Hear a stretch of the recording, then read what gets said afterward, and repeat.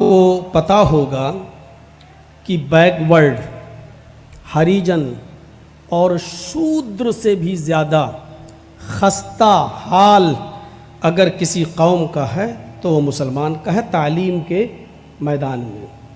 Sachar committee کی report بھی آئی ہے کہ مسلمان بہت نیچے استر پر ہے، شودر سے بھی زیادہ نیچے، ہریجن سے بھی زیادہ نیچے۔ تعلیم کا معیار اتنا گر چکا ہے مسلمانوں کا۔ جو قوم علم کے ثریا پر حکومت کرنے کے لیے پیدا ہوئی تھی، آج اس کا معیار اس استر پر گر گیا ہے۔ ہم غور کریں، علماء بتاتے ہیں، تقریروں میں بیان کرتے ہیں، اور علم کی اہمیت پر جب زور دیتے ہیں تو یہی کہتے ہیں کہ قرآن کریم کا جب نزول ہوا تو سب سے پہلی آیت ہی جو نازل ہوئی ہے وہ علم سے متعلق ہے۔ یہ صرف اب جلسوں تک رہ گیا ہے، تقریروں تک رہ گیا ہے، صرف بیان ہوتا ہے، لیکن ہم کرتے وہی ہیں جو کرتے چلے آ رہے ہیں۔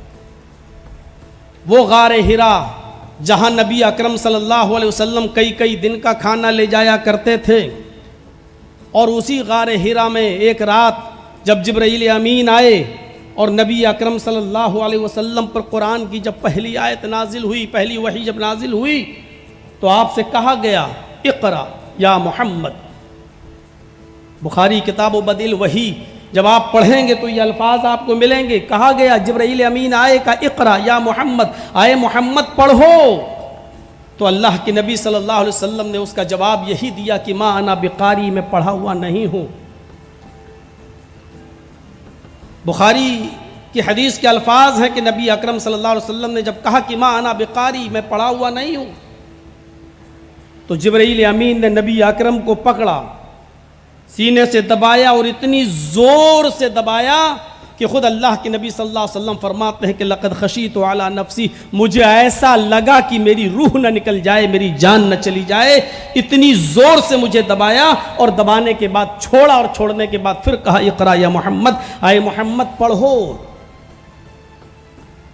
نبی اکرم صلی اللہ علیہ وسلم نے پھر وہی جواب دیا ما انا بقاری، میں پڑھا ہوا نہیں ہوں۔ جبرائیل امین نے پھر پکڑا اور پھر دبایا، وہی کیفیت، پھر چھوڑا، پھر کہا اقرا یا محمد، اے محمد پڑھو۔ نبی اکرم صلی اللہ علیہ وسلم نے وہی جواب دیا ما انا بقاری، میں پڑھنا نہیں جانتا، میں کیا پڑھوں، میں پڑھنا نہیں جانتا۔ جبرائیل امین نے پھر پکڑا، پھر دبایا اور پھر چھوڑا، اور پھر کہا اقرا یا محمد۔ اللہ کے رسول بار بار وہی جواب دے رہے ہیں۔ بعض روایت میں آتا ہے کہ چوتھی مرتبہ آپ نے فرمایا ماذا اقرأ، آئے بار بار پڑھنے کے لیے کہنے والے، میں جواب دے چکا ہوں کہ میں پڑھنا نہیں جانتا، میں پڑھنا نہیں جانتا، اور تم بار بار پکڑتے ہو، بار بار دباتے ہو، بار بار چھوڑتے ہو، اور بار بار کہتے ہو کہ پڑھو۔ میں کہہ چکا ہوں میں پڑھنا نہیں جانتا، اب تم ہی بتاؤ ماذا اقرأ، میں کیا پڑھوں، میں کیا پڑھوں۔ اس وقت جبرائیل امین نے نبی اکرم صلی اللہ علیہ وسلم پر یہ آیتیں نازل فرمائیں اور بتایا اقرأ بسم ربک الذی خلق، خلق الانسان من علق، اقرأ وربک الاکرم الذی علم بالقلم، علم الانسان ما لم يعلم۔ اقرأ بسم ربک الذی خلق، پڑھو سر رب کے نام سے جس نے ساری کائنات کو پیدا کیا۔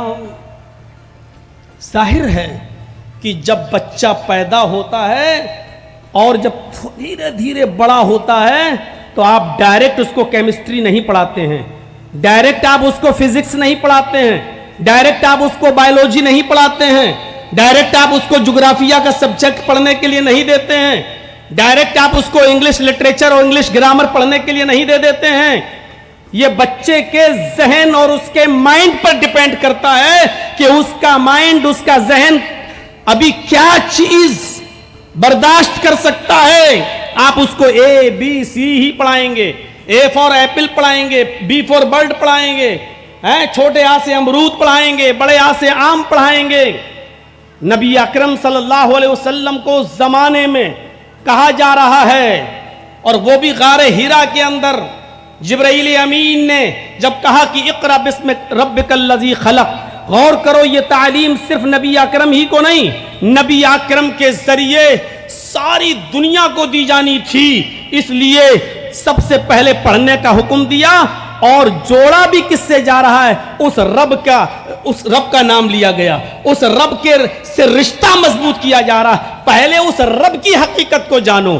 چونکہ اہل عرب اور جس ماحول میں نبی اکرم صلی اللہ علیہ وسلم پیدا ہوئے وہاں کے لیے مناسب یہی تھا، کیونکہ یہ ان کے اذہان و قلوب جانتے تھے، ان کی ذہنیتیں اس بات کو جانتی تھیں اور اس بات کو تسلیم کرتی تھیں کہ جب ایک چھوٹی سی سوئی اور ایک ماچس کا کھوکھلا جب کسی بنانے والے کے بغیر وجود میں نہیں آ سکتا ہے، جب ایک چھوٹی سی سوئی بغیر کسی بنانے والے کے وجود میں نہیں آ سکتی ہے، ایک چھوٹا سا میچ باکس اور اس کی ڈبی اور اس کی تیلی جب کسی بنانے والے کے بغیر وجود میں نہیں آ سکتی ہے، تو یہ اتنی بڑی دنیا، اتنی بڑی کائنات، یہ سورج، یہ ستارے، یہ سیارے، یہ کہکشائیں، یہ زمین، یہ آسمان اور اتنی بڑی کائنات، یہ بغیر کسی بنانے والے کے کیسے وجود میں آ سکتی ہے؟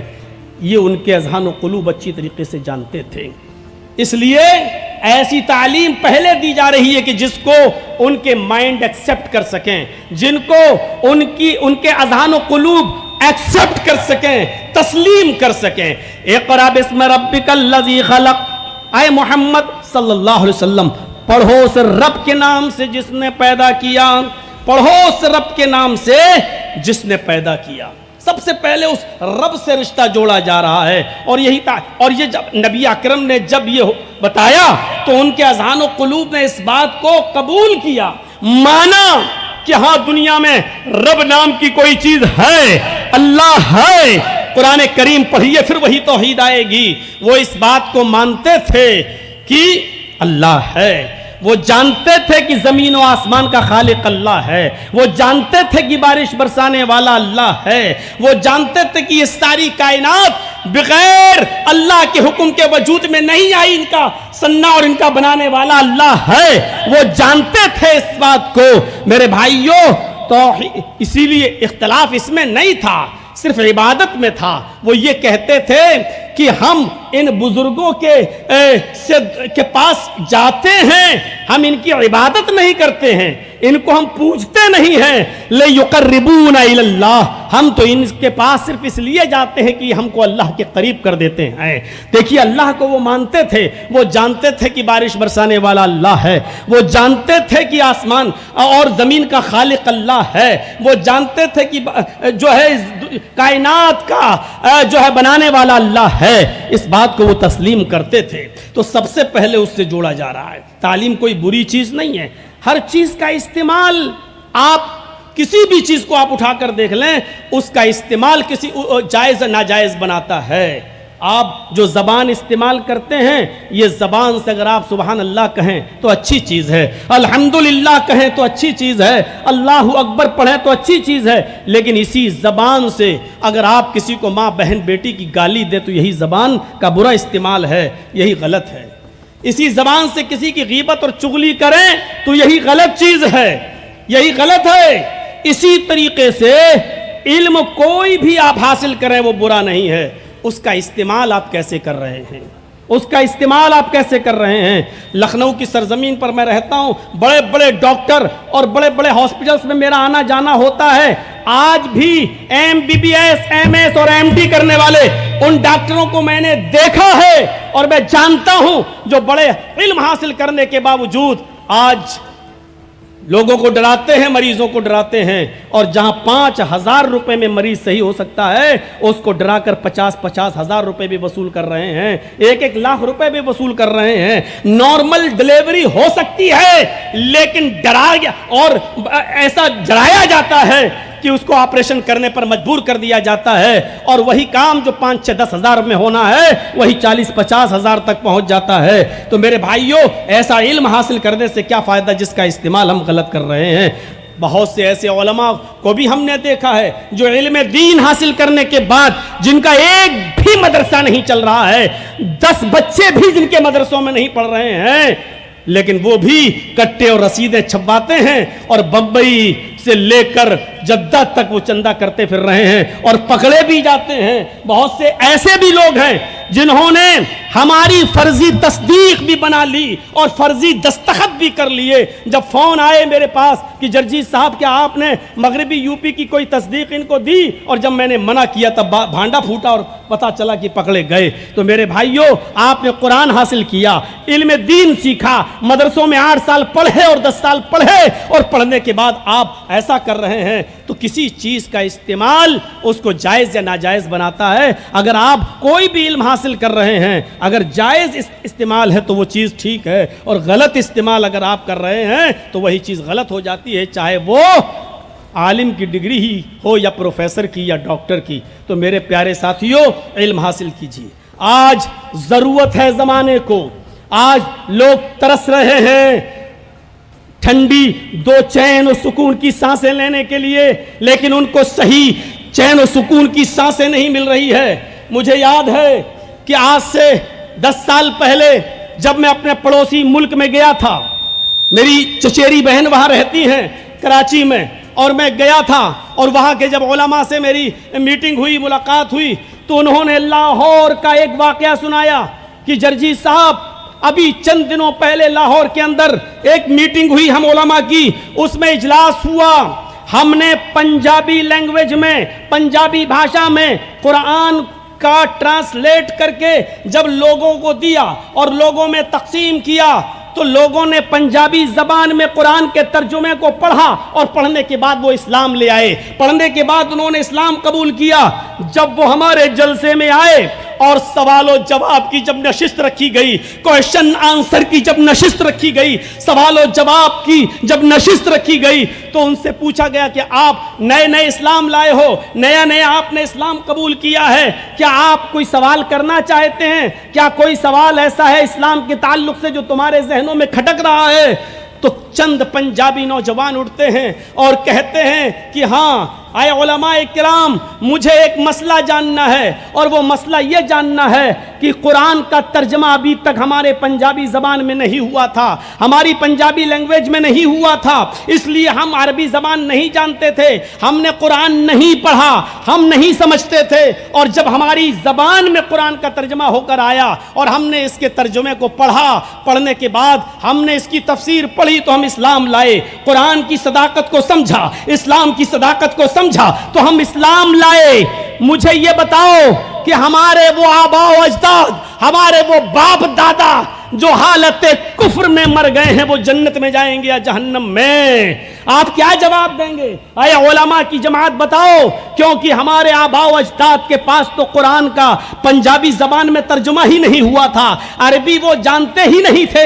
ہمیں بتائیے کہ جب ان کو معلوم ہی نہیں تھا کہ قرآن کیا ہے, اسلام کیا ہے, ہماری زبانوں میں جب قرآن کا ترجمہ ہی نہیں کیا گیا, تو مجھے بتاؤ جو وہ مر گئے حالت کفر میں, وہ جنت میں جائیں گے یا جہنم میں؟ ان کراچی کے علماء نے ہمیں بتایا, روتے ہوئے بتایا کہ جرجیت صاحب ہمارے پاس ان پنجاب لاہور کے ان نوجوانوں کے سوال کا جواب نہیں تھا. ہم کیا جواب دیتے ان کو؟ میرے بھائیوں, ان نوجوانوں کے سوال نے ہمیں یہ سوچنے پر مجبور کر دیا کہ ضرورت ہے ایسے انٹر کالجوں کی, ضرورت ہے ایسے انگلش اسکولوں کی جہاں آپ کو ہر طریقے کی زبان سکھائی جائے. آپ صرف عربی تک محدود نہ رہیں, آپ انگلش بھی آپ کی اسٹرانگ ہو, آپ کی ہندی بھی مضبوط ہو, آپ کی سنسکرت بھی مضبوط ہو. آپ اپنے علاقے میں دیکھیے کہ آپ کے علاقے کے اندر کون سے لوگ کس زبان کو سمجھنے والے زیادہ ہیں, آپ ان کی زبان کو سیکھیں اور علم حاصل کریں, اور پھر قرآن کو ان کی زبان تک پہنچائیں. اس سوال نے ہمیں سوچنے پر مجبور کر دیا ہے. جو لوگ کہیں کہ انگلش تعلیم حرام ہے, میرے بھائیوں ان کو ان کے کمروں میں بیٹھے رہنے دیجئے, ان کو اس طریقے کے جاہلانہ فتوے دینے دیجئے. لیکن اسلام آپ کو نہ انگلش پڑھنے سے روک رہا ہے, اسلام نہ آپ کو ہندی پڑھنے سے روک رہا ہے, اسلام نہ آپ کو سنسکرت زبان سیکھنے سے روک رہا ہے, اسلام نہ آپ کو تیلگو زبان سیکھنے سے روک رہا ہے, اسلام نہ آپ کو بنگلہ سیکھنے سے روک رہا ہے. ضرورت ہے آپ ان زبانوں کو سیکھیں اور اسلام کا پرچار ان کی زبانوں میں کریں، اسلام کا پرچار ان کی زبانوں میں کریں۔ اس کے لیے آپ کو محنت کرنا پڑے گی، اس کے لیے آپ کو لگن سے کام کرنا پڑے گا، اس کے لیے آپ کو جٹنا پڑے گا، آپ کو بھی سیکھنا ہوگا، آپ کو اپنی اولاد کو بھی سکھانا ہوگا، اور اس قسم کے اسکولوں کو فروغ دینا ہوگا اور ان کا تعاون بھی کرنا ہوگا جس طریقے سے بھی کر سکیں۔ تعاون کا مطلب صرف یہی نہیں ہوتا کہ جرجیت صاحب نے کہہ دیا کہ تعاون کرو تو گویا کہ اشارہ کر رہے ہیں کہ اس اسکول کو چندہ دو۔ میرے بھائیوں، تعاون آپ اچھے مشورے سے بھی دے سکتے ہیں، تعاون آپ اپنے بچوں کو اسکول میں ایڈمیشن دلا کر بھی کر سکتے ہیں۔ مدرسے اور اسکول والوں کا کام یہ ہونا چاہیے کہ اسکول کی تعلیم و تربیت کا معیار اتنا اسٹینڈرڈ کریں کہ ماں باپ آپ کے اسکول میں، آپ کے کالج میں جب اپنے بچے کو دیں تو یہ تصور کریں کہ ہم بچہ دے رہے ہیں، وہ ہمارے بچے کو فیوچر دیں گے، وہ مستقبل ہمارے بچے کو دیں گے، یہ ان کو یقین ہونا چاہیے۔ اتنا اونچا ہمارے بچوں کے تعلیم کا معیار ہونا چاہیے۔ ناکامی ہوگی، شروع میں آپ گریں گے، شروع میں آپ فیل ہوں گے، شروع میں آپ کے کچھ تجربے گریں گے۔ میں ایک بار نیپولین کو پڑھ رہا تھا، نیپولین بہت بڑا بزنس مین تھا، بہت بڑا بزنس مین۔ وہ اپنے کسی کام میں ناکام ہو جاتا ہے اور اس کو لاکھوں روپے کا نقصان ہو جاتا ہے۔ وہ اپنے گھر پر میں کرسی پر بیٹھا سوچ رہا ہے اب میں یہ بزنس نہیں کروں گا، اب میں یہ کام نہیں کروں گا کیونکہ میں اس بزنس میں ناکام ہو گیا ہوں، میں اس کام میں اب ناکام ہو گیا ہوں، یہ کام چھوڑ دینا چاہیے۔ اس کی نظر اچانک دیوار پر چڑھنے والی ایک چیونٹی کے اوپر پڑتی ہے، اس کی نظر اچانک دیوار پر پڑنے والی ایک چیونٹی کے اوپر پڑتی ہے۔ وہ دیکھتا ہے کہ چیونٹی دیوار کے اوپر چل رہی ہے اور اوپر دیوار کے اوپر حصے میں ایک سویٹ، ایک مٹھائی رکھی ہوئی ہے، ایک لڈو رکھا ہوا ہے، کوئی میٹھی چیز رکھی ہوئی ہے اور مکھی اس مٹھائی پر جانا چاہتی ہے۔ نیپولین دیکھتا ہے کہ وہ دیوار پہ چڑھتی ہے لیکن پھسل جاتی ہے، زمین پر گرتی ہے۔ وہ دوبارہ کوشش کرتی ہے دیوار پر چڑھنے کی لیکن گر جاتی ہے۔ وہ تیسری بار دیوار پہ چڑھنے کی کوشش کرتی ہے، پھر گر جاتی ہے۔ نیپولین دیکھ رہا ہے، وہ گننا شروع کر دیتا ہے کہ یہ چیونٹی کتنے بار چڑھتی ہے اور کتنے بار گرتی ہے۔ چیونٹی 21 بار چڑھی اور 21 بار گری۔ نیپولین گن رہا ہے، کاؤنٹ کر رہا ہے، شمار کر رہا ہے، چڑھتی ہے اور گر جاتی ہے، چڑھتی اور گر جاتی ہے۔ 21 بار چیونٹی چڑھی اور 21 بار گری، لیکن 22ویں مرتبہ میں وہ چیونٹی گرتی نہیں ہے اور منزل پر پہنچ جاتی ہے، لڈو یا اس سویٹ تک پہنچ جاتی ہے اور اس کو حاصل کر لیتی ہے، وہاں تک پہنچ کر اس کو پا لیتی ہے۔ نیپولین یہیں سے سبق حاصل کرتا ہے، ایک چیونٹی سے سیکھتا ہے، ایک چیونٹی سے عبرت حاصل کرتا ہے اور کہتا ہے کہ اب میں یہ کام کروں گا۔ ایک بار اپنے بزنس میں ناکام ہوا تو کیا ہوا؟ ایک معمولی چیونٹی جب اپنی منزل پر پہنچنا چاہتی ہے تو بار بار کوشش کرتی ہے، بار بار گرتی ہے اور آخر ایک بار چڑھ کر کامیاب ہو جاتی ہے۔ تو میں کیوں نہ بار بار محنت کروں؟ میں تو ابھی ایک ہی بار ناکام ہوا ہوں، دوبارہ میں کام کروں گا، دوبارہ میں محنت کروں گا اور انشاءاللہ میں اپنے مقصد میں کامیاب ہوں گا۔ ایسے ہی نہیں قرآن میں سورہ نمل نازل ہوئی، ایسے ہی نہیں اللہ رب العالمین نے حضرت سلیمان علیہ السلام کے واقعے کا ذکر کرتے ہوئے چیونٹی کا ذکر کیا۔ ایسے ہی نہیں کہا وَإِذَا أَتَوْا عَلَى وَادِ النَّمْلِ قَالَتْ نَمْلَةٌ يَا أَيُّهَا النَّمْلُ ادْخُلُوا مَسَاكِنَكُمْ لَا يَحْطِمَنَّكُمْ سُلَيْمَانُ وَجُنُودُهُ وَهُمْ لَا يَشْعُرُونَ۔ ایسے ہی نہیں کہا اللہ رب العالمین نے جب حضرت سلیمان کا لشکر چیونٹیوں کے وادی کے پاس سے گزرا تو ایک چیونٹی نے تمام چیونٹیوں کو مخاطب کر کے کہا یا ایھا النمل ادخلوا مساکنکم، آئے چیونٹیوں اپنے اپنے مسکنوں میں، اپنے اپنے بلوں میں، اپنے اپنے سوراخوں میں چلی جاؤ۔ لا یحتمنکم سلیمان وجنودہ، کہیں ایسا نہ ہو کہ سلیمان علیہ السلام اور اس کا لاؤ لشکر تمہیں لاشعوری میں لا علمی میں تمہیں کچل نہ ڈالے, تمہیں روند نہ ڈالے, اس کو پتا بھی نہ ہو کہ تم یہاں ہو, اور وہ گھوڑے پر دوڑتے ہوئے آئیں اور سلیمان علیہ السلام کا لشکر تمہیں اپنے پیروں سے روند ڈالے, کچل ڈالے, کہیں ایسا نہ ہو کہ ان کو پتا بھی نہ ہو. ایسے ہی مثال نہیں دی ہے, نیپولین نے بھی چیونٹی سے سبق حاصل کیا, 21 مرتبہ چیونٹی گری. اس اسکول کے چلانے والے اگر ہماری بات ان تک پہنچ رہی ہے اور وہ سن رہے ہیں تو ابھی تو شروعات ہے, آپ کو بڑے تانے سننا پڑیں گے, آپ کو بہت کچھ مخالفتوں کا سامنا بھی کرنا پڑے گا. یہ ہوتا ہے. اگر آپ کو کامیاب ہونا ہے تو مخالفتوں کا سامنا کرنا سیکھو, مخالفتوں سے لڑنا سیکھو, اور مخالفتوں کا رخ موڑنے کا ہنر اپنے اندر پانے کی کوشش کرو اور سیکھنے کی کوشش کرو. اور یہ جانو, یہ بہت ضروری ہے قوم کی نبض کو سمجھنا, لوگوں کی نبض کو سمجھنا. یہ سمجھنے کی کوشش کرو کہ یہ عوام کیا چاہتی ہے, یہ کوشش کرو کہ جس علاقے میں آپ اسکول کھول رہے ہیں وہاں کا مزاج کیا ہے, وہاں کی عوام کس مزاج کی ہے, وہاں کس پیشے کے لوگ رہتے ہیں, ان کا پیشہ کیا ہے, وہ امیر ہیں یا غریب ہیں, کتنی فیس دے سکتے ہیں, کتنی فیس نہیں دے سکتے ہیں, ان کے بچوں کا فیوچر کس میں ہے. ان تمام چیزوں پر آپ کو غور کرنا پڑے گا. 1 2 4 سال آپ کو ناکام بھی ہونا پڑے گا, لیکن ہمت سے کام لینا ہوگا, اور یہی ہمت انسان کو آگے بڑھاتی ہے, یہی ہمت انسان کو آگے لے کر جاتی ہے. میرے پیارے ساتھیوں, آج ضرورت ہے اس بات کو دور تک پہنچانے کی کہ آج اس قسم کے اسکولوں کی سخت ضرورت ہے.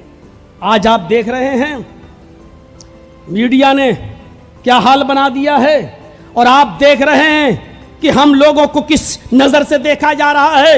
اس طرف ہمیں نہ تو چلنے کی ضرورت ہے, نہ جانے کی ضرورت ہے, اور نہ ہی آپ اور آپ کی انتظامیہ کمیٹی ہمیں اس طرف جانے کی اجازت دے سکتی ہے میرے پیارے ساتھیوں, اور نہ ہی موجودہ دور کے حالات ہمیں اس طرف جانے کی اجازت دے سکتے ہیں. لیکن میں آپ کو اتنا کہتا ہوں, صورتحال سب آپ کے سامنے ہے, صورتحال سب آپ کے سامنے ہے. اس وقت بس یہی صورتحال ہے کہ آپ اپنا دفاع بھی اگر کریں گے تو آپ مجرم ہوں گے. آپ اپنا دفاع بھی نہیں کر سکتے ہیں. ارے کوئی لاٹھی مار رہا ہے اور آپ اپنا ہاتھ اٹھا کر بچاؤ کر رہے ہیں, تب بھی آپ مجرم ہیں. اچھا, تو نے ہاتھ کیسے اٹھایا ہے, آپ مجرم ہیں. اس وقت بالکل وہی صورتحال ہے کہ ایک گھاٹ پر شیر اور بکری دونوں پانی پی رہے ہیں.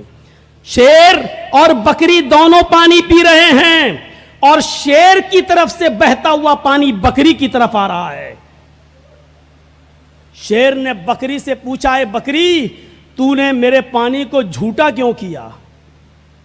بکری نے کہا, جنگل کے راجا, پانی تو آپ کی طرف سے بہتا ہوا آ رہا ہے, آپ پی رہے ہیں, آپ کا جھوٹا پانی میری طرف آ رہا ہے, میں آپ کا جھوٹا پانی پی رہی ہوں, میرا جھوٹا پانی آپ کہاں پی رہے ہیں, میں نے آپ کا پانی کہاں جھوٹا کیا ہے, آپ کا پانی جھوٹا ہو کر میری طرف آ رہا ہے.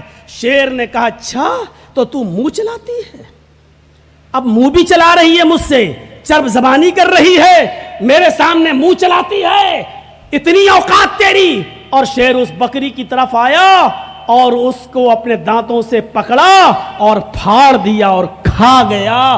یہی صورتحال ہے آج ہماری. اس شیر کو اگر آپ سمجھ جائیں تو پوری تقریر سمجھ گئے, اور اس بکری کو اگر آپ سمجھ گئے تو پوری تقریر سمجھ گئے. مجھے اب کچھ اور کہنے کی ضرورت نہیں ہے. یہی صورتحال ہے آج ہماری. جنت کے اندر یہ کام کر کے جاؤ گے تو 72 حوریں ملیں گی, اس پر ڈیبیٹ ہوگی, اس پر ڈیبیٹ کرے گی. لیکن آپ کی کتابوں میں اور آپ کے ویدانت میں لکھا ہے یہ نیک کام کرو گے تو تم کو 1000 اپسرائیں ملیں گی. اس پر کوئی ماں کا لال ڈیبیٹ نہیں کر سکتا ہے. یہ ڈیبیٹ کرنے والے اتنے بڑے مجرم نہیں ہیں جتنے بڑے مجرم اس ڈیبیٹ میں جانے والے یہ کٹھ ملا ہیں, جو 5000 روپے کا لالچ میں اس ڈیبیٹ میں جاتے ہیں اور اپنی بے عزتی کرا کر واپس آتے ہیں. یہ کٹھ ملاؤں نے آج جتنا اسلام کو رسوا کیا ہے کسی نے نہیں کیا ہے. نہ یہ جمعیت اہل حدیث کے ہیں, نہ یہ دیوبندی مسلک کے ہیں, نہ جمعیت علماء نے ان کو بھیجا ہے، نہ جماعت اسلامی نے ان کو بھیجا ہے، مجھے نہ رضائے مصطفیٰ نے ان کو بھیجا ہے۔ میری سب سے لکھنؤ میں باتیں ہوتی ہیں، جماعت اسلامی کے امیر سے بھی میری بات ہوئی، کوئی ان کو نہیں بھیجتا ہے۔ میری سمجھ میں نہیں آتا ہے کہ یہ جاتے کہاں ہیں اور کس کی طرف سے جاتے ہیں، اور ڈیبیٹ یہ کس کی طرف سے کرتے ہیں، آج تک ہم نہیں سمجھ پائے ہیں۔ اور لوگ ابھی دیکھا نا، جوتے پڑتے پڑتے بچ گئے، ڈیبیٹ میں جاتے ہیں اور اپنی بے عزتی کرا کے چلے آتے ہیں۔ اسلام نے 2 بیوی اور 3 بیوی اور 4 بیوی کی اجازت دی ہے، اس پر ڈیبیٹ ہوگی۔ عورتوں کا حق مارا جا رہا ہے، کیوں اس پر ڈیبیٹ ہو رہی ہے؟ میں پوچھنا چاہتا ہوں کہ 4 بیویوں کی اگر اسلام نے اجازت دی ہے، آپ نہیں مانتے مت مانیے، ہمارے یہاں ہے، ہم اس کو مان رہے ہیں، آپ کو ہم مجبور نہیں کر رہے ہیں، آپ اس پر ڈیبیٹ کر رہے ہیں۔ لیکن آپ کے یہاں ایک عورت دروپتی 5 پانڈوں کو رکھتی ہے تو اس پر کوئی ڈیبیٹ نہیں ہوتی ہے۔ میڈیا والے اس پر ڈیبیٹ کیوں نہیں کراتے ہیں؟ اب زیادہ بولوں گا تو آپ کہو کہ جیل سے نکلنے کے بعد بھی سدھرا نہیں ہے یہ مولوی۔ تو میرے پیارے ساتھیوں، میں آئینہ دکھانا چاہتا ہوں آپ کو اور بتانا چاہتا ہوں کہ ڈیبیٹ اس پر نہیں ہوگی، ڈیبیٹ اس پہ ہوگی۔ ڈیبیٹ اس پر نہیں ہوگی، ڈیبیٹ اس پر ہوگی۔ پردے پر ڈیبیٹ ہوگی کہ اسلام نے عورت کو حجاب کے اندر کیوں قید کر کے رکھ دیا ہے، کیوں 4 دیواری میں قید کر کے رکھ دیا ہے، کیوں اسلام نے پردے میں رکھ دیا ہے۔ ڈیبیٹ اس پر ہوگی، لیکن ڈیبیٹ اس بات پر نہیں ہوگی کہ رام چندر جی کی پتنی سیتا کا چہرہ رام چندر جی کے چھوٹے بھائی لکشمن نے بھی نہیں دیکھا ہے، لکشمن نے بھی نہیں، اور سیتا جی نے اپنا چہرہ اپنے دیور لکشمن کے بھی سامنے پیش نہیں کیا ہے۔ اور لکشمن سے جب پوچھا گیا تو انہوں نے صاف کہہ دیا کہ میں نے آج تک اپنی بھابھی کا چہرہ نہیں دیکھا۔ لیکن کوئی بھی میڈیا والا دیور اور بھابھی کے اس پردے پر ڈیبیٹ نہیں کرے گا کہ سیتا جی اپنے دیور کے سامنے کیوں نہیں آئیں اور سیتا جی لکشمن سے پردہ کیوں کرتی تھی۔ آج اس پر ڈیبیٹ نہیں ہوگی، ڈیبیٹیں اس پر ہو رہی ہیں اور اسلام کا مذاق اڑانے والے وہاں پہنچ رہے ہیں۔ ضرورت ہے ہر زبان کو سیکھنے کی میرے بھائیوں۔ آپ کو معلوم ہوگا ہمارے اساتذہ کی ایک ٹیم بیٹھی ہوئی ہے، اس میں کچھ ایسے ہیں جنہوں نے ہمیں جامعہ سلفیہ میں پڑھایا بھی ہے۔ پوچھئے، ایک غزوہ تھا، کسی جنگ کے اندر کچھ کافروں کو، کچھ کافر قیدیوں کو پکڑا گیا، مال فدیہ دے کر بہت سے لوگوں کو چھوڑ دیا گیا، کچھ قیدی بچ گئے جن کے رشتہ داروں کے پاس مال فدیہ دینے کو کچھ نہیں تھا۔ گزارش کی، اللہ کے نبی ہم جانا چاہتے ہیں، ہمارے رشتہ داروں کے پاس کچھ نہیں ہے مال دینے کے لیے، اب کیا کریں، جرمانہ دینے کے لیے کچھ نہیں ہے۔ تو جانتے ہو اللہ کے رسول نے ان پر جرمانہ کیا لگایا؟ آپ نے کہا کہ تم کون سی زبان جانتے ہو؟ انہوں نے کہا عبرانی زبان جانتے ہیں۔ اللہ کے نبی نے فرمایا تم میں کا ایک آدمی میرے 10 صحابہ کو عبرانی زبان سکھائے گا۔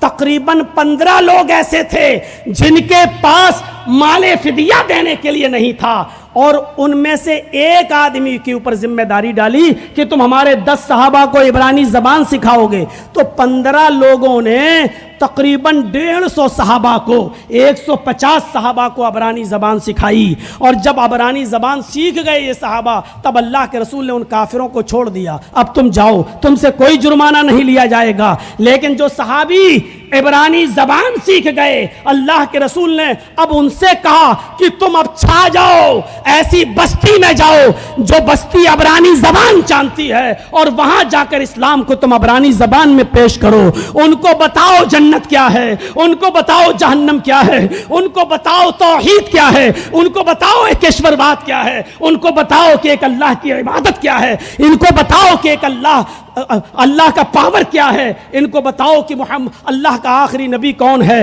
ان کو رسالت سے جوڑو، ان کو توحید سے جوڑو۔ میرے بھائیوں غور کرو، علم کی اہمیت کو سمجھو اور پرکھو اور غور کرو کہ اللہ کے رسول نے مال فدیہ جب نہیں ملا تو آپ نے ان کو چھوڑنے سے پہلے کیا کہا کہ تم میں کا ایک آدمی میرے 10 صحابہ کو عبرانی زبان سکھائے گا۔ اور جب 150 صحابہ نے عبرانی زبان سیکھی تو اللہ کے رسول نے پھر ان کو اس علاقے میں بھیجا کہ جاؤ اب ان کو ان کی زبانوں میں اسلام سکھاؤ اور پھیلاؤ۔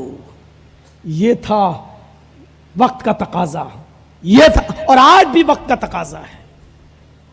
آپ کو معلوم ہے ڈاکٹر شیو شکتی سروپ جو بھوپال کے ہیں، اور ابھی 12-15 سال پہلے وہ اسلام لائے، MBBS MS ڈاکٹر سرجن، عربی میں قرآن تھا نہیں سمجھے، انگلش میں قرآن پڑھا.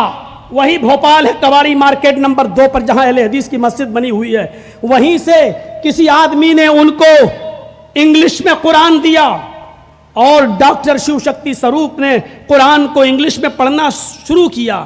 اور ابھی چند ہی پارے پڑے تھے اور جب وہ پہنچ گئے اور سمجھ گئے اور اس آیت کا ترجمہ جب انہوں نے انگلش میں پڑھا جس میں کہا گیا کہ ہم نے انسان کو مٹی کے سط سے پیدا کیا، لقد خلقنا الانسان من سلالۃ من طین، ہم نے انسان کو مٹی کے سن سے، مٹی کے سط سے پیدا کیا. اور پھر وہ آگے پڑھتے گئے کہ پھر ہم نے اس کو ایک مضبوط ٹھکانے پر پہنچا دیا، پھر ہم نے اس نطفے سے جمع ہوا خون بنایا، پھر گوشت کا لوتھڑا بنایا، پھر اس سے ہڈی بنائی، پھر اس ہڈی میں گوشت چڑھایا، اور پھر ہم نے ایک جیتا جاگتا ایک انسان بنا دیا. جیتا جاگتا انسان بنا کر ہم اس کے وجود کو دنیا میں لائے. جب وہ قرآن کی ان آیتوں سے گزرے تو چیخ پڑے. 1400 سال پہلے جب میڈیکل سائنس نے اتنی ترقی نہیں کی تھی، پھر یہ آیتیں محمد رسول اللہ پر نازل ہوئیں. ان کو کیسے معلوم کہ ماں کے پیٹ میں یہ پہلے نطفہ، پھر جمع ہوا خون، پھر گوشت کا لوتھڑا، پھر ہڈی، اور ہڈی کے بعد پھر ان ہڈیوں میں گوشت. یہ جو ترتیب قرآن نے بیان کی ہے اس طریقے سے، یہ تو الٹرا ساؤنڈ پر ہم چیک کرتے ہیں. اور آج کی سائنس اور آج کی ٹیکنالوجی اور آج کی یہ تعلیم ہمیں بتاتی ہے وہ 1400 سال پہلے کا زمانہ جہاں سائنس نے اتنی ترقی نہیں کی تھی اور بایولوجی کا کوئی سبجیکٹ نہیں تھا، اور وہ بھی محمد رسول اللہ جیسا ان پڑھ انسان جس نے پوری زندگی کسی کے سامنے زانو تلمس طے نہ کیا ہو، جس نے کسی کے سامنے شاگردگی نہ حاصل کی ہو، جس نے کسی سے الف با تا سا نہ پڑھا ہو، ABCD نہ پڑھی ہو، جس کو قرآن کہہ رہا ہو کہ وہ اپنی ماں کے پیٹ سے پیدا ہونے والا بچہ جس طریقے سے ان پڑھ ہوتا ہے، محمد بھی اسی طریقے سے ان پڑھ تھے، ان کو کسی نے پڑھایا نہیں. پھر ان پڑھ محمد کو اتنی قیمتی اور علمی باتیں کس نے بتائیں؟ ضرور ان آیتوں کا کنیکشن اللہ تبارک و تعالیٰ سے ہے، جبرائیل سے ہے، پرشورام سے ہے، اللہ سے ہے. اس نے ان آیتوں کو پڑھا اور پھر بھوپال کے کسی کباڑی مارکیٹ میں آتا ہے اور وہاں کے مولانا سے کہتا ہے کہ ہم اسلام لانا چاہتے ہیں. اور پھر وہ اسی 12 13 15 سال پہلے ڈاکٹر شیو شکتی سروپ جو MBBS ڈاکٹر تھا وہ اسلام لاتا ہے. اور اسلام لانے کے بعد سرکاری آپ تو جانتے ہیں کہ پھر کیا ہونا تھا. اسلام لایا، ٹارچر کیا گیا، نوکری سے استعفیٰ دے کر اپنا پرائیویٹ ہاسپٹل کھولے ہوئے ہیں. آج ان کا نام اسلام الحق ہے. جو ڈاکٹر شیو شکتی سروپ، آج ان کا نام اسلام الحق ہے، اور ان کی بیوی کا نام خدیجہ ہے، اور ان کی بیٹی بھی MS کر رہی ہے، بھوپال کے میڈیکل کالج میں MS کر رہی ہے. آج بھی حجاب میں جاتی ہے، پردے میں جاتی ہے، اسکوٹی چلاتی ہے. اپنے گھر سے جب نکلتی ہے تو ہاتھوں میں ساکس، ہاتھوں میں گلیوز اور پیروں میں ساکس ہوتے ہیں. اپنی اسکوٹی لیتی ہے اور کالج میں آج بھی وہ حجاب کے ساتھ جاتی ہے. میرے بھائیو، ایک غیر مسلم پہلے اسلام لایا اور اسلام ہی نہیں لایا، پھر اسلام کے دائرے میں پورا کا پورا داخل ہوا. اس نے اپنی بیوی سے بھی حجاب کروایا اور اس نے اپنی بیٹی کو بھی حجاب میں رکھا، اور حجاب میں رکھنے کے بعد بھی اپنی بیٹی کو تعلیم سے روکا نہیں ہے. کون کہتا ہے کہ اسلام نے بچیوں کو تعلیم سے روکا ہے؟ کون کہتا ہے؟ ارے اسلام نے تو لڑکیوں کی تعلیم دینے والے باپ کے اوپر جنت کی خوشخبری سنائی ہے. فرمایا کہ جس کی 3 بیٹیاں ہوں گی اور اس نے ان کو پڑھایا ہوگا، لکھایا ہوگا، اچھا ادب سکھایا ہوگا، پڑھا لکھا کر اچھا ادب سکھا کر ان 3 بچیوں کی شادی کر دی ہوگی. اللہ کے نبی فرماتے ہیں وہ باپ جنت میں میرے ساتھ ایسے رہے گا جیسے یہ دونوں انگلی آپس میں ملی ہوئی ہیں، یعنی میرا پڑوسی، میرا قریبی بن کر رہے گا. لڑکیوں کو تعلیم دینے والے والدین کے لیے جنت کی خوشخبری دے رہا ہے اسلام، اور اسلام کا قائد جناب محمد رسول اللہ صلی اللہ علیہ وسلم. لہذا یہ الزام ہے، یہ بدترین الزام ہے کہ اسلام لوگوں کو روکتا ہے، لڑکوں کو تعلیم سے روکتا ہے، لڑکیوں کو تعلیم سے روکتا ہے.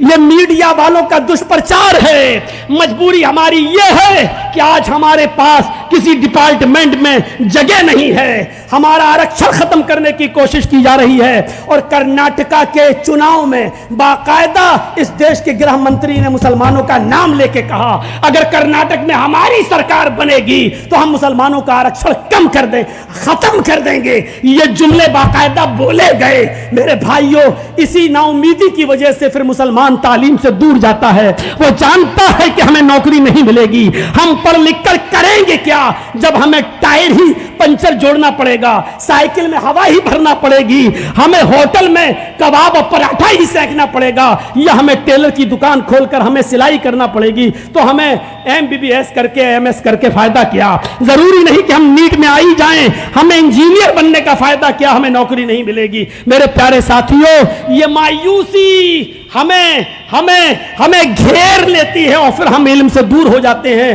لیکن یہ بھول جاتے ہیں کہ میرے بھائیوں, علم اپنا راستہ خود تلاش کر لیتا ہے. علم اپنا راستہ خود تلاش کر لیتا ہے. یہ بادل بہت دنوں تک نہیں رہیں گے, ہر عروج کے بعد زوال آتا ہے. یہ دن بھی بہت زیادہ دنوں تک آپ نہیں دیکھیں گے. اس لیے اپنے بچوں کو پڑھائیے, لکھائیے. آج ہریجن اور شودر کے بچے مسلمانوں تمہارے بچوں سے آگے بڑھ چکے ہیں. ہمارے لیے یہ افسوس کی بات ہے کہ آج ایک شودر کا بچہ IAS کر لے اور ہمارا بچہ وہیں کا وہیں پڑا ہوا ہے. آج آپ جائیے لکھنؤ کے اندر, مجھے بہت سے مسلم محلے ملے. میں رہنا چاہتا تھا اپنے بچوں کی پڑھائی لکھائی کے لیے. میں دیکھا لکھنؤ کے اندر, لیکن دیکھا مسلم محلوں کا حال اتنا برا تھا کہ رات کے 2 اور 3 بجے تک چھوٹے چھوٹے بچے کھیل رہے ہیں. کوئی کرکٹ کھیل رہا ہے, کوئی ادھر. میں نے مجبور ہو کر مسلم محلوں کو چھوڑا اور پورنیہ چوراہے کے پاس, کپور تھلا کے پاس علی گنج میں فلیٹ لیا, جہاں پڑھائی لکھائی کا ماحول ہو, جہاں سامنے جب نکلیں تو دوسروں کے بچے بھی پڑھتے لکھتے ہوں. ہم نے مجبور ہو کر وہاں فلیٹ لیا اور مسلمانوں کی بستی سے ہم دور رہے, اس لیے کہ ہمارے بچوں پر غلط اثر نہ پڑے. تو میرے پیارے ساتھیوں, آج ضرورت ہے ماحول کو بدلنے کی. آج ضرورت ہے اپنے بچوں کے لیے پڑھائی لکھائی کا ماحول بنانے کی. آج ضرورت ہے ہم دیکھیں, غور کریں اپنی سوسائٹی پر. آج پوری دنیا سسک رہی ہے. ہم نے تو آیت پڑھی تھی وَمَن يَبْتَغِ غَيْرَ الْإِسْلَامِ دِينًا, لیکن ہم نے سوچا تھا کہ 5 منٹ کے لیے کہا تھا نسو پہلوان نے تھوڑا سا علم کے اوپر بول دینا, لیکن جب نکلے تو اتنا آگے نکل گئے. میرے بھائیوں, کہ تصور کریں ہم, آج ضرورت ہے. آپ کیسے توحید کی دعوت دیں گے؟ آپ کے پاس علم ہونا چاہیے, قرآن کو سیکھو. آج بڑے سے بڑے پڑھے لکھے لوگ, انگلش جاننے والے لوگ بھی آج ایسے ہیں جو توحید سے نابلد ہیں. آج وہ کچھ نہیں سمجھ پا رہے ہیں. یہ مہینہ چل رہا ہے اور تقریریں بھی ہوئی ہوں گی اور کسی نہ کسی عالم نے سیرت ابراہیم پر خطاب بھی کیا ہوگا. آپ ابراہیم علیہ السلام کی زندگی کو اٹھا لیجئے اور دیکھ لیجئے. ابراہیم علیہ السلام جن کی آزمائشیں ہوئی, بڑا امتحان لیا گیا, اور جن کے بارے میں قرآن نے کہا وَإِذَ ابْتَلَىٰ إِبْرَاهِيمَ رَبُّهُ بِكَلِمَاتٍ, اللہ رب العالمین نے ان کو مختلف طریقوں سے آزمایا, مختلف امتحانوں سے آزمایا. فَأَتَمَّهُنَّ, لیکن وہ ہر امتحان میں کامیاب ہوئے. تب اللہ رب العالمین نے مختلف آزمائشوں میں کامیاب ہونے کے بعد کہا إِنِّي جَاعِلُكَ لِلنَّاسِ إِمَامًا, اے ابراہیم اب ہم تمہیں تمام لوگوں کا امام بنائیں گے. آپ کو معلوم ہے ابراہیم علیہ السلام نمرود کے سامنے کھڑے ہیں. ابراہیم علیہ السلام نمرود کے مقابلے میں کھڑے ہیں اور حجت ہو رہی ہے, سوال جواب ہو رہا ہے. نمرود نے بلایا ہے, اے ابراہیم ہمارے بتوں کو توڑتے ہو, ہمارے بتوں کو الٹا سیدھا کہتے ہو, ہمارے معبودوں کو برا بھلا کہتے ہو, مجھے بتاؤ کون ہے تمہارا رب؟ ربی الذی یحیی و یمیت. غور کیجئے حضرت ابراہیم کیسے دلیل پیش کر رہے ہیں. علم نہیں ہوگا تو دلیل کیسے پیش کرو گے؟ ابراہیم علیہ السلام کہہ رہے ہیں ہمارا رب تو وہ ہے جو زندہ کرتا ہے اور موت دیتا ہے, زندگی بھی دیتا ہے اور موت بھی دیتا ہے. موٹی عقل کا تھا بادشاہ, زیادہ تر موٹی عقل کے ہوئے. اس نے کہا ابراہیم یہ کون سا بڑا کام ہے جو تمہارا رب کرتا ہے, زندگی بھی دیتا اور موت بھی دیتا, یہ تو میں بھی کر سکتا ہوں. قال انا اوحی و امیت, یہ تو میں بھی کر سکتا ہوں، میں بھی زندگی دے سکتا ہوں اور موت بھی دے سکتا ہوں۔ ایک آدمی جیل میں بند تھا جس کو پھانسی کی سزا تھی، قتل کی سزا تھی، نمرود نے اس کو نکالا اور آزاد کر دیا کہ دیکھو اس کو موت ہونے والی تھی، پھانسی قتل، ہم نے اس کو چھوڑ دیا، دیکھو ہم نے زندگی دی تھی۔ اور ایک آدمی کو بے قصور بے گناہ راستے سے جا رہا تھا، پکڑوایا اور اپنی آنکھوں کے سامنے اس کو قتل کروا دیا کہ لو دیکھو ہم نے اس کو موت کے گھاٹ اتار دیا ہے۔ یہ تو میں بھی کر سکتا ہوں۔ ابراہیم علیہ السلام کہنے لگے اب تو یقین ہو گیا تو واقعی تو موٹی کھوپڑی کا ہے، الٹی عقل، یہ ایسے نہیں سمجھے گا۔ فوراً ابراہیم علیہ السلام نے کہا نہیں تم سمجھے نہیں رب کون ہے۔ فوراً کہا فَإِنَّ اللَّهَ يَأْتِي بِالشَّمْسِ مِنَ الْمَشْرِقِ فَأْتِ بِهَا مِنَ الْمَغْرِبِ۔ آئے نمرود، میرا رب وہ ہے جو سورج کو مشرق سے نکالتا ہے، ایسٹ سے نکالتا ہے اور مغرب میں ڈبوتا ہے، مغرب میں غروب کرتا ہے، مغرب میں چھپاتا ہے۔ اگر تو خدا ہے، اگر تو رب ہے، اگر تو اللہ ہے تو ویسٹ سے نکال کے دکھا، مغرب سے نکال کر دکھا۔ پکڑ لی اس کی نفس، اللہ ہے تو کر، اللہ تو مجبور نہیں ہوتا ہے، معبود تو مجبور نہیں ہوتا ہے۔ اگر تو اپنے آپ کو معبود کہتا ہے، اپنے آپ کو رب کہتا ہے تو نکال مغرب سے۔ فَبُهِتَ الَّذِي كَفَرَ، شستر رہ گئے۔ ایسا مطالبہ ابراہیم نے کر لیا جس کا کوئی جواب نہیں تھا۔ اس واقعے کو آپ نے اپنے علماء سے 50 مرتبہ سنا ہوگا، لیکن آپ اس کو اس نظریے سے مت سنیے کہ ابراہیم نے نمرود سے بحث کی، آپ اس کو اس نظریے سے سنیے کہ پوری دنیا پر حکومت کرنے والے 4 بادشاہ گزرے ہیں صرف۔